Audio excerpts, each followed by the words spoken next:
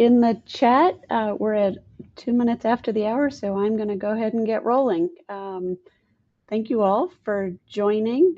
Katie and the Care Message team, thanks for the opportunity to share some of the work that we're doing at Truth Initiative. My name is Amanda Graham.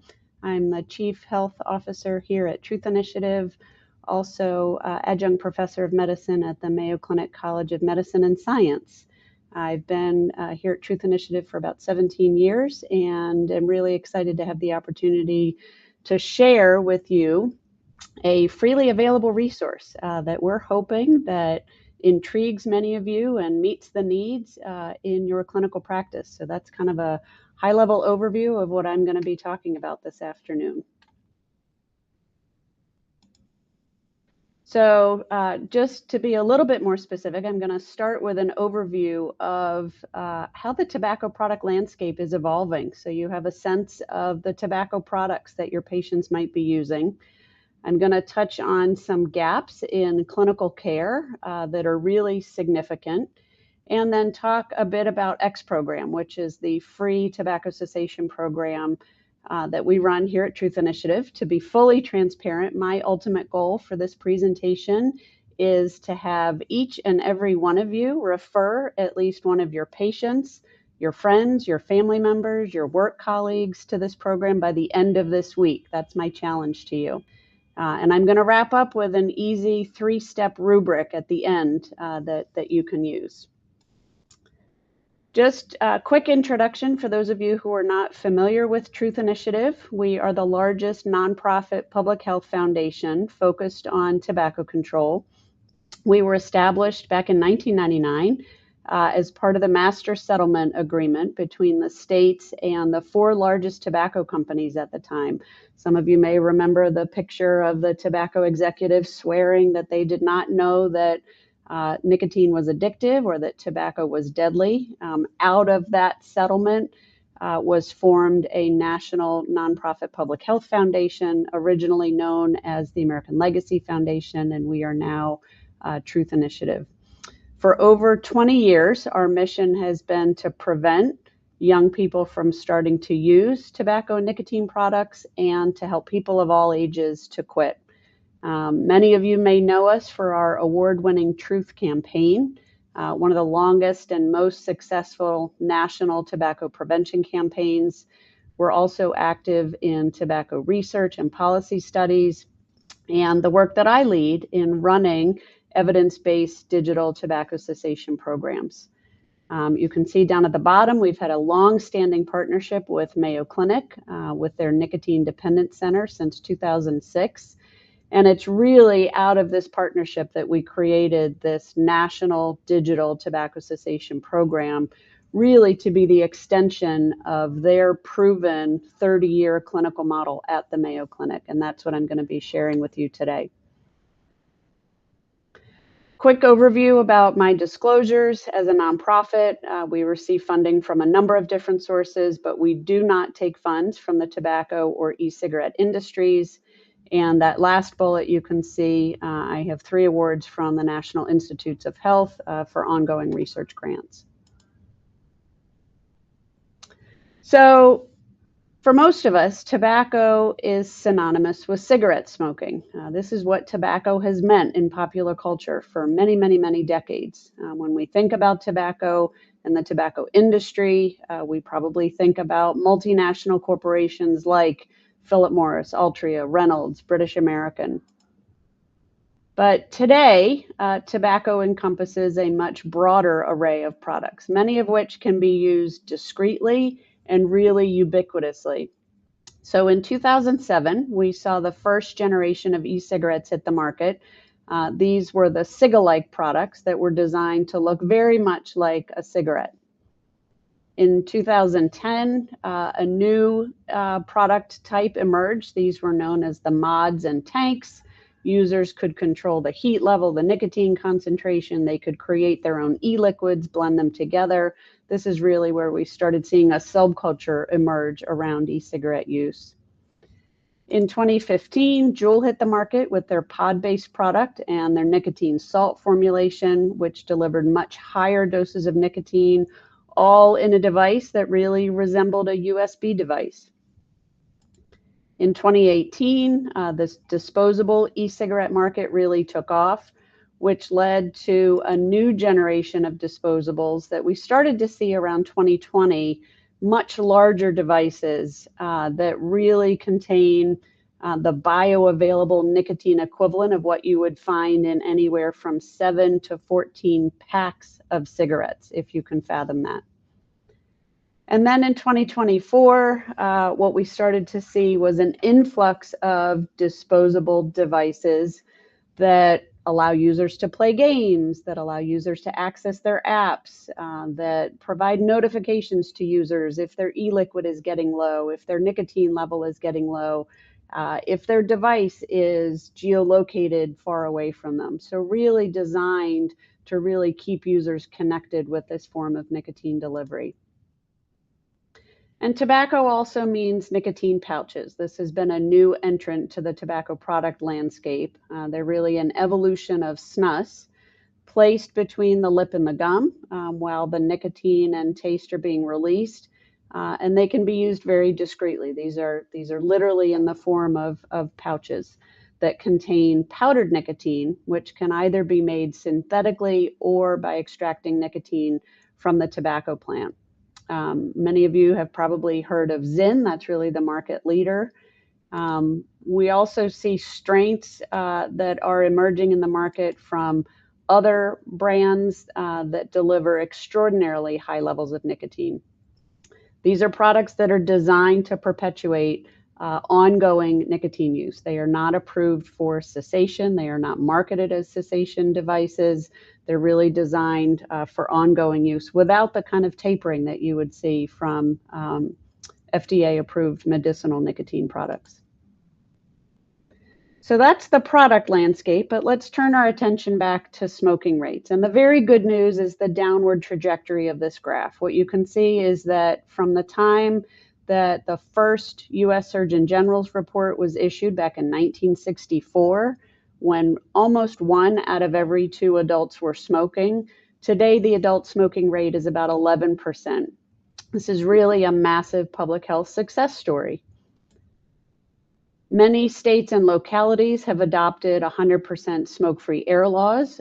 Those are the states that you can see in blue and teal in the graph on the left.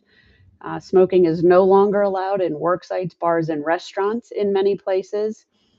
And ultimately, what that's meant is that these policy changes have pushed smoking out of sight for many of us. And it really leads to the myth that nobody's smoking anymore. We just don't see smoking.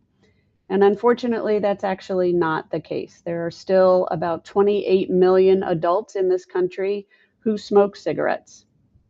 We see pretty dramatic disparities in tobacco use rates by the kinds of demographic and psychosocial characteristics that may define the patient population that you're currently working with. So down at the bottom, just scanning from left to right, we see the highest rates of tobacco use among individuals who are uninsured or on Medicaid, those with lower levels of income or education, and among people with physical disabilities, serious psychological distress, and those who are sexual minorities. We also need to spend a minute talking about the health and economic toll of smoking, which is massive. 16 million Americans are living with 1 or more smoking-related diseases. And these are often not always as obvious as lung cancer or COPD, things that we very commonly associate with smoking. We know that smoking affects vision and hearing, it affects surgical recovery, sexual health and fertility, bone density. The health impacts of smoking could be a talk in and of itself, but suffice to say, head to toe, there are significant impacts of cigarette smoking. In 2022, during the height of the pandemic, there were about roughly 250,000 people who died from COVID-19. You all probably remember that was front page news day after day. And yet every year, consistently year after year, what we see is that cigarette smoking kills about twice that number of Americans. About 480,000 people die from a smoking-related illness each year. And yet, this is not a topic that makes front page news. We have stopped talking about tobacco use in this country. On the right, what you can see is the economic toll. About 12% of annual healthcare spending is attributable to smoking. This includes 16% of all spending on inpatient care, 6% of all spending of outpatient care, and about 13% of spending on prescription drugs. If we were to remove cigarette smoking, we would see dramatic decreases in healthcare spending. So the good news is that tobacco users of all ages want to quit. We see this year after year consistently in surveys. We see it among adults. 70% want to quit, 50% make a quit attempt every year. Among youth, 65% say they're seriously thinking about quitting the use of all nicotine and tobacco products, and 60% have made a quit attempt in the past year. And so there's really an opportunity to intervene and to help move the needle in terms of tobacco and nicotine use. Unfortunately, what we see is that the majority of tobacco users quit without any kind of support. Only 44% of those who make a quit attempt use any kind of treatment. What we know is that behavioral counseling and pharmacotherapy together dramatically increase the odds of quitting, and yet only 44% take advantage of any kind of treatment. The data on the right show the type of treatment that is utilized. And ideally, what we want to see in that far right-hand section is a combination of behavioral counseling and medication. And yet less than 1 in 10 use that proven combination treatment approach when they make a quit attempt. There are many reasons why people may not use cessation treatment, one of which relates to their interactions with healthcare providers. And so this is really where there's an opportunity in your clinical practice to really move the needle. So despite all of what we know about the health impacts of tobacco use, only about half of all cigarette smokers are advised to quit by their healthcare provider. This is actually down from 59% in 2005, down to 50% during the most recent survey administration from the CDC. What we see is that even a smaller proportion of smokers who were advised to quit then actually receive assistance to quit, 49.2%.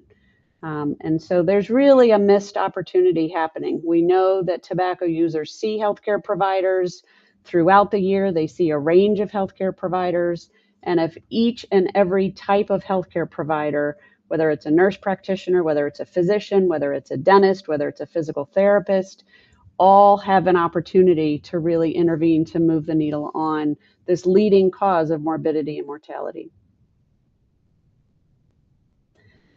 One of the things that we know can be a barrier to engaging in a conversation around tobacco use is not knowing how to structure that conversation, not knowing how to get somebody connected with available resources. And so the second half of this 30 minutes, I want to spend talking about this freely available program that we run at Truth Initiative called X Program. We have run X Program in partnership with Mayo Clinic for 17 years. Again, this is a freely available program. This is part of our nonprofit public health mission to get every single tobacco user in this country enrolled in this program and supported through their quit attempt. It's available for anyone 13 and older, and it's really designed for people regardless of which tobacco or nicotine product they're quitting, or if they're quitting multiple products.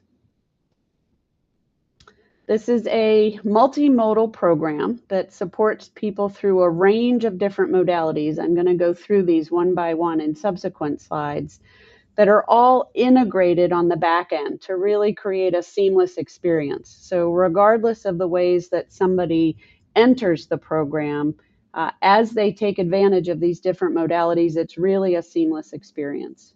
It is an interactive, tailored program that moves and changes and shifts with users as they move through their quitting journey. This is not a one-time tailoring where we ask a bunch of questions and then deliver a pretty static program, but a flexible, dynamic program that adapts and changes as somebody's needs change during their quitting journey.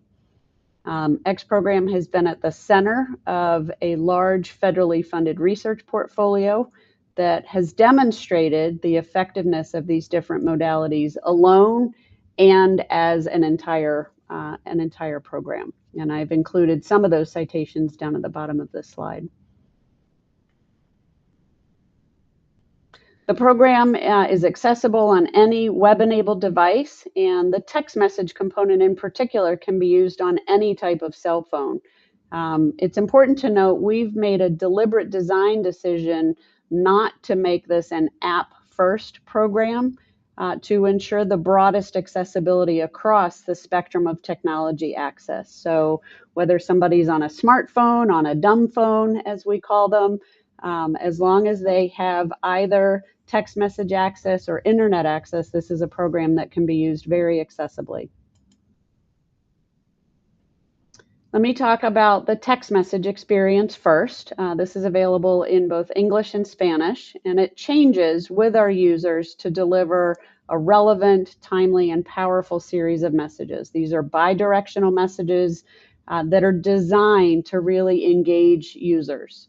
So there can be a series of structured questions, open text questions that help us to drive the tailoring that then happens around a suite of data elements. So we tailor the program based on somebody's age, the tobacco product or multiple products that they're quitting, where they are in that quitting journey, how they've used the program or not, the features that they may not yet have discovered, what we know about their specific triggers, and a whole host of other characteristics. We very deliberately attend to mental health support as part of this quitting journey. Nicotine obviously is a very strong chemical that influences cognitive function, has a whole suite of impacts, emotional and cognitive impacts when somebody's in withdrawal. And we also know that tobacco users many times bring with them some of the challenges, mental health challenges and physical health challenges that can make quitting more difficult. So we've had a longstanding partnership with Crisis Text Line. We've had a partnership with a company called Breathwork that delivers structured breathing exercises, meditation, mindfulness. And it's an easy program to enroll. People can enroll by text. You can see the short code here, texting X program to 88709. We have a dedicated web form and also QR code modalities to enter into the program. The X plan is the dynamically tailored web-based quit plan that really addresses the behavioral, the social, and the physical aspects of tobacco addiction. And our research has shown that following that X plan significantly increases the odds of quitting. This is a program that users find to be extremely helpful in our ongoing research efforts. It's a self-paced, guided quit plan, again, that's tailored around a number of characteristics and really addresses many of the social determinants of health, addresses dual use, and is anchored around a rich suite of content, interactive exercises around skill building and tracking triggers to really equip users to tackle the process of breaking through nicotine addiction.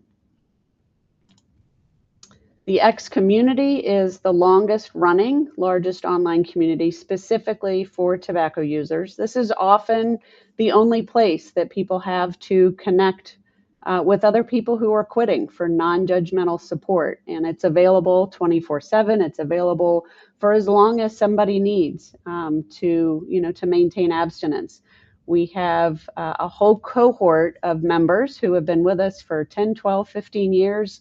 They stay to pay it forward to other people who are just embarking on the quitting process for the first time. We host virtual events with Mayo Clinic partners and other experts in tobacco control. And we have a robust moderation process and some very purposeful features that we've implemented to keep our younger members safe, specifically for adolescents who participate in the community. The citation down at the bottom is research that we conducted a number of years ago with collaborators from Brown University, the University of Iowa, that demonstrated that participating in the community was not just a social phenomenon, it was an independent and prospective predictor of abstinence at the 9-month follow-up when we measured outcomes. We also have a partnership with a company called Blip to reduce some of the barriers to accessing nicotine replacement therapy. Medication like the nicotine gum and nicotine lozenge can double the odds of abstinence. It can also make quitting far more comfortable, which is an important component of helping users stick with a quit attempt. This partnership is really designed to remove barriers through this discount and creates really a holistic support system that addresses both the physical component and also the behavioral and social components of quitting tobacco and nicotine products.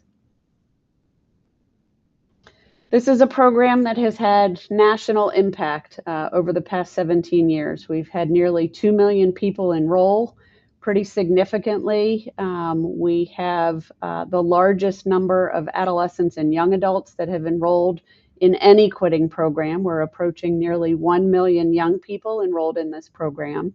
It is now at the center of a national media campaign that we've been running for the past year, which is really driving that significant volume. You can see some of the outcomes here. In several randomized controlled trials, we've demonstrated the impact in terms of increasing abstinence, up to 40% odds of abstinence compared to control. 96% of our members say the program is helpful, and 70% complete the program. This national impact is even more critical and timely amidst the changing federal landscape. Many of you may be aware of the shifts in funding for tobacco control efforts at the federal level that were initiated back in April that have really impacted the availability of cessation resources at the state and local level. And so the availability of this free program in this moment in time is even more important, which is why, I want all of you to know that this is a resource that's available as part of our public health mission. How you can get people in your practice, in your networks connected to cessation support is a simple 3-step process. Ask, advise, and refer. And so there's language here, very easy question asking a patient, do you smoke or use other tobacco or nicotine products?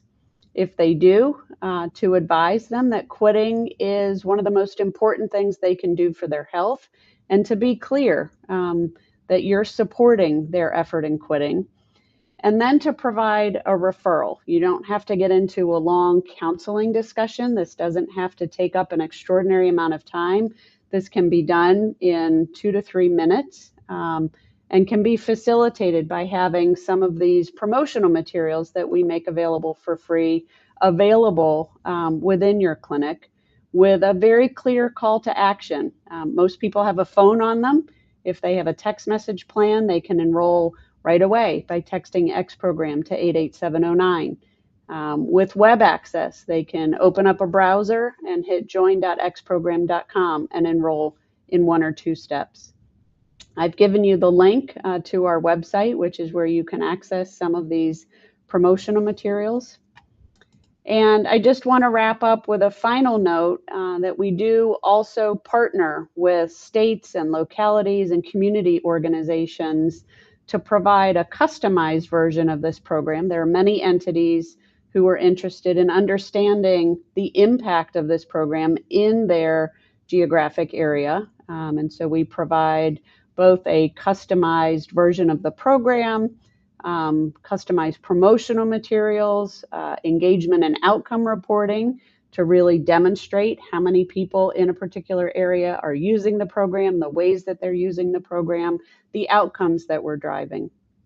And so the easiest step to take here is to just shoot us a short note at partnerships@truthinitiative.org.